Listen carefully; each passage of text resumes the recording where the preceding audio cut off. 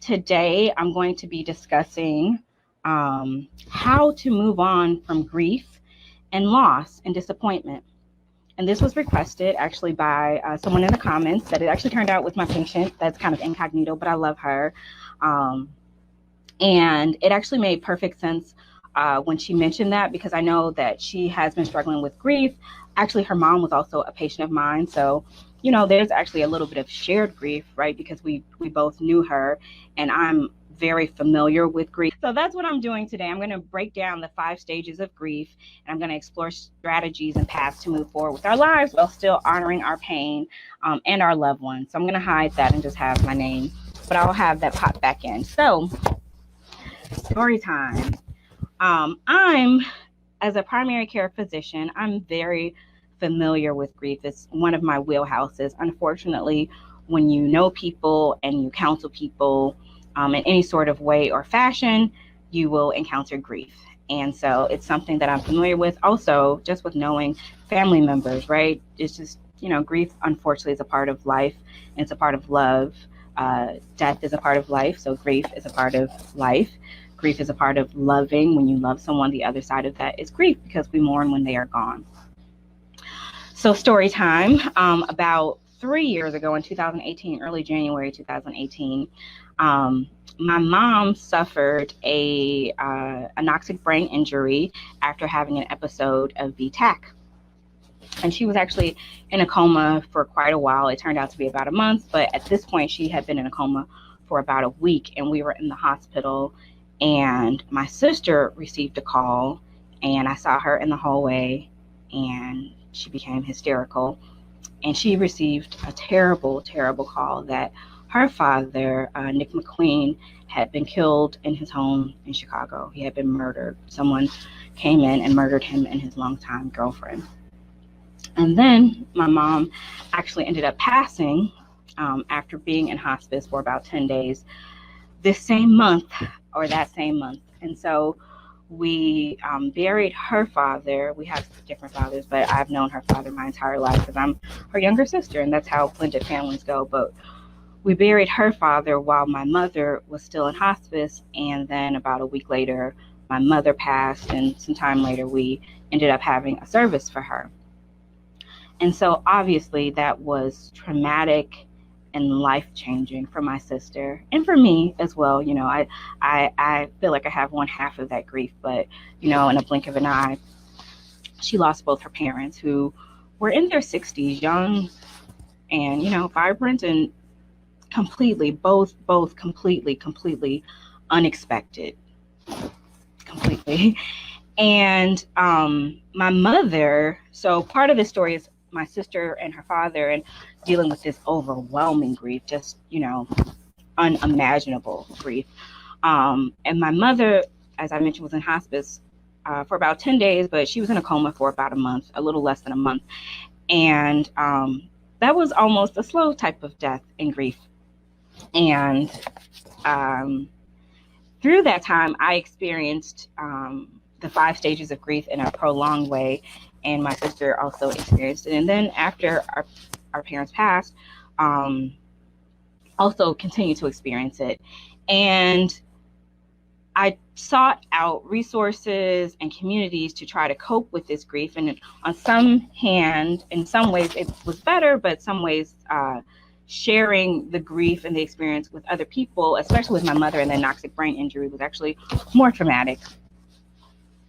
But that's grief, right? Grief is, it's a wave. Grief comes in waves. That's what we suggest. And there were times that were better than others, and times that were absolutely, absolutely horrible, because that's a part of grief. Grief is just horrible, and you just have to go through it, and it just has to be horrible. Not horrible as in, decimating where you can't recover, but it is going to suck. And, I know that there is CBT, right? Our thoughts create feelings, which create actions, and you can choose to use thoughts that serve you. But grief is just grief, right? It's going to take a hold of you, even when you're trying not to have those thoughts. Grief is overwhelming, and it comes in waves, especially in the beginning. And sometimes you can't control the thoughts. Sometimes you have intrusive thoughts. And so I want to walk you through the 5 stages of grief and show you kind of a commonality to grief to help give you a better framework to work with it, and also show you how to move forward from the grief. And so I don't know if you've ever heard of the 5 stages of grief, but it was developed by Elizabeth Kubler-Ross, and she gave a talk to Harvard, I believe, in 1969. Actually, great news, actually just found the book on death and dying at Half Price Books today when I was shopping for books and resources to prepare for this talk. I got some other really amazing books, but this is a really great book. It is still around, right? This was written in the 60s, literally the 60s. King was alive in the 60s. Malcolm X was alive in the 60s. So this was written in the 60s, but it's still very relevant and still used today. Now, this, again, it's at this point 60s, 70s, 50 years old, but still very relevant. But, I know that probably there have been new thoughts and ideas around grief, so it may not be groundbreaking. But again, it's good to have a schematic and a system to work through, because that gives us some sort of control and allows our brain to kind of rest and relax when we have systems. We love systems, right? So I'm going to go over the 5 stages of grief. Not everyone experiences the 5 stages of grief in the same order. When she outlined it in this book, she did outline, this is the 1st stage, this is the 2nd stage, but I think now it's pretty well known that the stages of grief can come and go, and you may experience some more than once, and you may kind of cycle through them and come back and go forward and come back and go forward. And that's also another thing about grief, is that it is not it's not set in stone, and your grief is your grief, right? And the way that you cope is the way that you cope, and there is not a right way or wrong way to grieve. It is whatever kind of your body brings up, and we just have to cope with what our body is experiencing and what it's feeling. Sometimes we feel like, oh, I shouldn't still be sad. For example, I know often when people lose their pets, they feel guilty about grieving for them. Personally, when I lost my dog Baldwin, I was a mess, right? Like, he's not a human, but it touched me and affected me deeply, and I went through these same stages of grief. Similar to, when I lost my mom, obviously losing a parent is totally different. When you lose a parent, you become a member of the, I lost a parent club, and that's a deep, deep grief that people don't really understand until they are a member of that club, and it's changing. That's the story about my sister. Losing a parent is life-changing. Losing a child is life-changing. Losing a sibling is life-changing. Grief and the loss of someone very close to us changes us. We become different people. You have to be different people in order to cope with the grief. And that's not necessarily a bad thing, because our experiences shape us. Our experiences change us.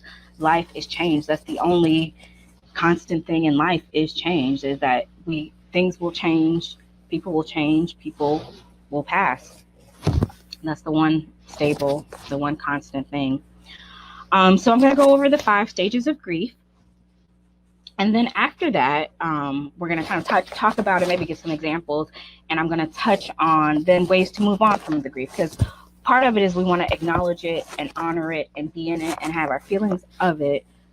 But we also want to, if it changes us, we want to be changed and to grow and to move and to still have happy experiences in our life. We don't want, if our loved one passes or a situation happens that causes grief, we don't want to pass in the grief either, right? We want to keep moving forward. We are human, we are alive. So we want to continue to change and be shaped and be molded and not be stuck in the grief. And again, there's a difference between being stuck and still honoring the memory and honoring the lives of those who affected us. And I always want to honor, those before me and those who have loved on me and who contributed to who I am, who live in my heart. I never want to forget them. Never. But every day I have to make choices and live in the present as well. And we can bring, our loved ones into the present with us. We can have a living memory of them and have them still around us and talk and tell stories about them. So again, I'm going to go over the 5 stages of grief. We're then also going to think about strategies to move forward from grief, not necessarily move on because we don't want to forget those, but to move forward with our lives and to be a happy, productive citizen. All right. So, on the 5 stages of grief, the very first one is denial, right? That's the easiest. It didn't happen, right? And you think that this wouldn't occur that much with humans and people dying, but it does, right? So when we first hear that someone has passed, especially because we're talking specifically about grief, but I do want you to know all of these stages can be applied to disappointment, right? Can be applied to the end of something, right? Grief for the end of something, but this is specifically death. Unfortunately, a hard topic, but one that we all deal with. Oh no, it says I'm not watching no more. What's wrong? Okay, that's okay. I don't know. Let me keep going. So the first one is denial. Is it didn't happen, you know. A real life example of this is my fiance. His grandmother passed of corona earlier in December at the 2020, the beginning of this year, the end of last year. And I don't want to say that he had denial, but very much he wants, and still does, wants to keep the memory of her alive. And there's, I just wish I would wake up and things wouldn't be this way. For a while, he went on kind of living through Facebook posts and, trying to reach out and feel her a little bit. He ended up making actually a very beautiful memento and memorial for her based on all this kind of productive energy and looking on Facebook. But, again, that step one is kind of, it didn't happen. I wish it didn't happen. I just, I wish it wasn't true. It's not true. If I can sleep enough, it won't be true, And sometimes our minds just, it's not equipped to accept it, right? And so, for a while, even with my dog, that's so not minor. For me, it was major. But, for a while, I was like, maybe I can just act like he's here. But he's just gone to a groomer's, right? These are kind of things that our mind and our body are kind of coping with. The same, my mom, maybe she's just sleeping, right? So step one is denial. And usually that doesn't last that long. The isolation can last a while. The denial, one, because other people kind of reinforce reality. So it is a stage, and it's a stage that people go back through. Yeah. So then number 2, the second stage is anger. And this happens a lot. Like people come to this and come back and go through depression and bargaining and come back to anger. And anger is interesting in that you often see it when families grieve as well. So if the person who passed kept secrets or was, an integral part and had different relationships with different people, there's a lot of anger that surfaces. I'm dealing with another patient that has lost a family member, and there's a lot of anger and infighting, and it's really so sad. And part of it is that the whole family is grieving, so everybody goes through these stages, and anger is a stage for everybody. And so sometimes when we have the anger about the death itself and that member passing, it's very easy to translate that anger to other things like, oh, you're stealing mama's money, and you're protecting this, and mama's secrets are now coming out, and all of this. And so anger, unfortunately, especially in family units, can be really big. Partially, I experienced anger, with my mother. It was like, oh, why didn't you do this? And we have a lot of anger, and that's a part of kind of the process, and it kind of flows into the next one with the anger, like, why didn't they do this? And God, if only you would do this, and this wouldn't have happened, or if only I would have done this wouldn't have happened, or God, if you bring them back, then I'll do this. And so we try to bargain to try to change reality, right? We think if I pray hard enough, then it will change. Another real life example, when my mother was slowly dying in hospice, I did a lot of internal bargaining, like, God, if you do this, I promise I'm going to do this, right? I promise I'm going to be a good person and make sure I do this better. But, that's bargaining. And that happens, and there's probably also real life bargaining that may also happen, right? This is just kind of our minds trying to grapple with death and disappointment, and that's kind of one of the ways that we feel that we have control. Next is depression. So when we realize, okay, I'm gonna, deny it. Next, I was angry about, oh, why did it happen? Why did it have to happen? And then if I do this, maybe the outcome will be different. And after we realize we can't do anything about an event that is in the past, we are depressed and sad about it. And this can last for a while, years even, like when we think of members and people who have passed, it still makes us sad and depressed. And there was actually a period of grief where we can even see hallucinations and other things. That's actually a normal part of grief. There's up to a certain time period that it's normal grief and then it's not. But again, depression is a part of this. And so depression it's a very typical presentation of depression, where you have decreased interest in things that used to be interested in. You have sadness, sometimes guilt, increased appetite, decreased appetite,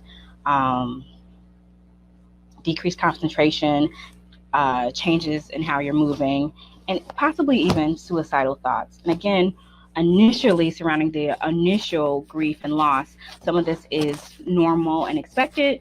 After a certain period, maybe it becomes pathologic. So, after 2 months or so, and not just months, I really don't want to give you a time period, because grief, years, right? It takes years. Sometimes it takes years to even get over it. Sometimes we have to stuff things in a closet until we have the bandwidth to process it. So then finally, the goal of all of this, of the denial and then the anger and then the bargaining and then depression and acceptance, not acceptance, is acceptance. I jumped to it, but it is acceptance. So it's finally getting to, okay, this happened, can't change it. I accept it, right? Like, they are gone and I am different and my life is different. And I have to accept it, right?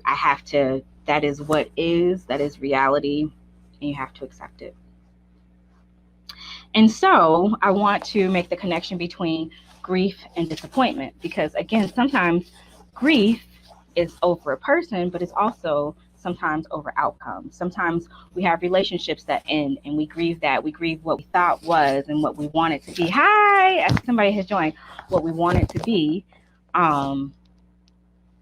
And so we have disappointment, and that's because we had also an attached outcome, what we wanted to have happen, and it doesn't. So we have grief, and you can go through these same 5 stages of denial, anger, bargaining, depression, and acceptance. You can have all of those as well. So then, how do we move forward, right? Like, what are some tools that we have to move forward from this grief? And so I've already kind of alluded to one. The first one is a kind of mantra of can't change it, right? When bad things happen, or not just that, when things happen out of our control, or there is reality, right? Just things occur. You can't change the past, can't change it. I got this idea from Hal Elrod, who wrote Miracle Equation as well as Miracle Morning, but he mentions this realization of can't change it, which rolls into our next point of his 5-minute rule, right? So when we have disappointment in particular, this is not geared towards grief, but it's geared towards disappointment and bad outcomes. Give yourself a specific period of time to be as mad as you want to be and to feel all the feels that you want to feel, and then allow yourself space to move on. So with grief and the loss of a human or a person, right? I don't know what identifiers we discuss with grief, because again, grief can be many things. It can be animals, people, expectations, relationships. But to give yourself the time to experience it, because we do want to feel our feelings. We don't want to not feel them and gloss over them and, forget feelings. I don't care about them, right? Thoughts create feelings, which create actions, and we have the ability to control our thoughts. But sometimes our body needs to acknowledge sadness. Sometimes we want to feel sadness. If you lose a parent, you want to feel that. And not saying that you have to feel it, because some people react differently, but there are things that happen that are bad that we do need to experience. Again, it changes us, and sometimes that change though may be painful, may be ultimately a better change. Maybe it makes us more empathic. Maybe we then connect with people who've experienced this pain as well, which helps, right? Connection helps. So he introduced the 5-minute rule where you give yourself 5 minutes. Scream, right? I hate it. And then you move forward. You say, can't change it. And you move forward. And seeing this in action, I want to also gift everyone with the Serenity Prayer, which is actually a gift from my mother.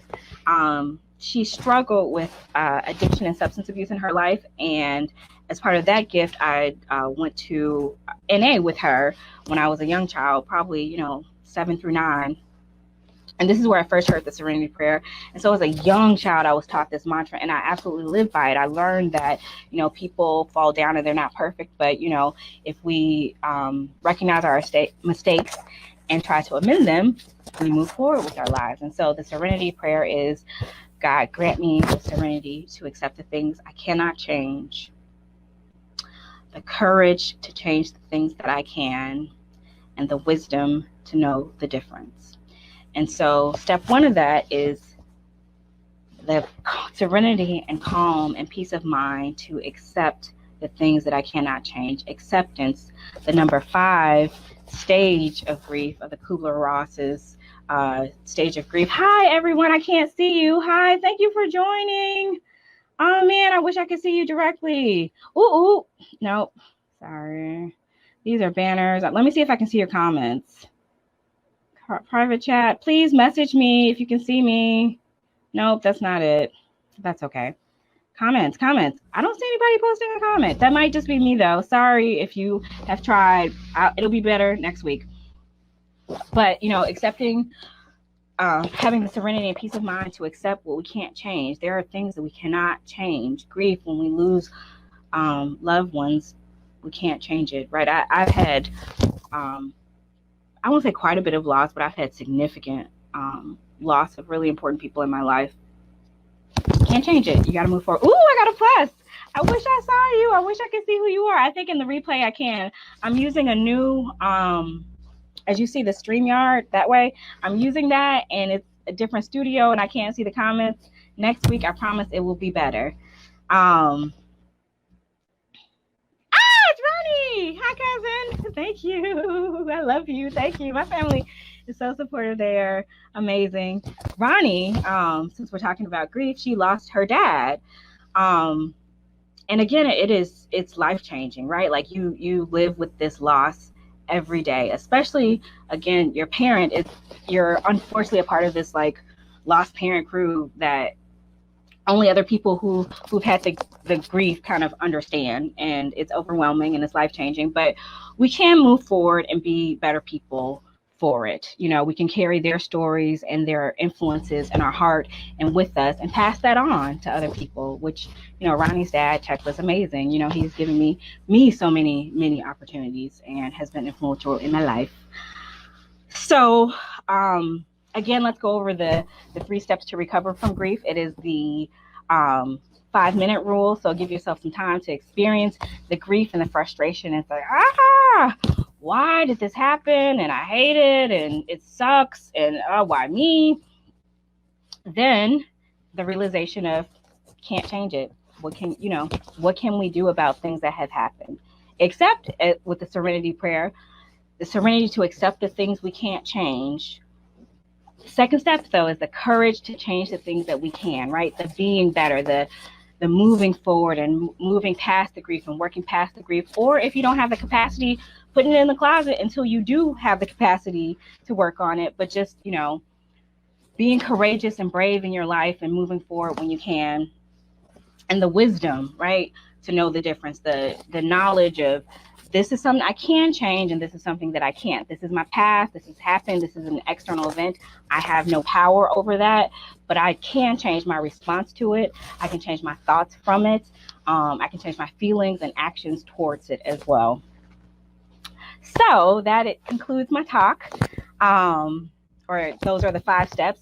Next, if you want to hear more of these tips, and I have lots of them, please join me every week here. Right now it's Thursdays at 5:30, and share it with anyone else. Also, please give me any suggested topics. This talk actually came about because of a patient who wanted me to help discuss grief. And every time I see them, we talk about her grief and work through it. But I think it's nice to have a repository of these tips and information. And so just imagine if, right, you begin to use the 5-minute rule and they can't change it, and you begin using a tool like the Serenity Prayer daily, or when you need it, right, when you have moments of overwhelm and you need to use the Serenity Prayer, and you begin to move forward and heal and take who passed or what you've learned and disappointment and doubt and bring them into your life, right, and bring them forward in your life. Just imagine the new experiences and joy that you allow to come into your life. All right, thank you. That is it. I would love to take questions, but right now I think it's just my cousin. Post any comments in the chat. I'm going to give it like 1 minute or some time, and then I'm done. The replay will be up very soon. I'll figure out how to put it to my YouTube. Again, I'm trying to get better every week, trying to incorporate more and more things and being better and better. I'll be on time next time, so I'm working on that too. Again, please post any topics that you would like to see discussed. Soon I'll have some more guests, which is also fun instead of just watching me talk. Thank you for joining me. I'll see you same time next week, same time, same place.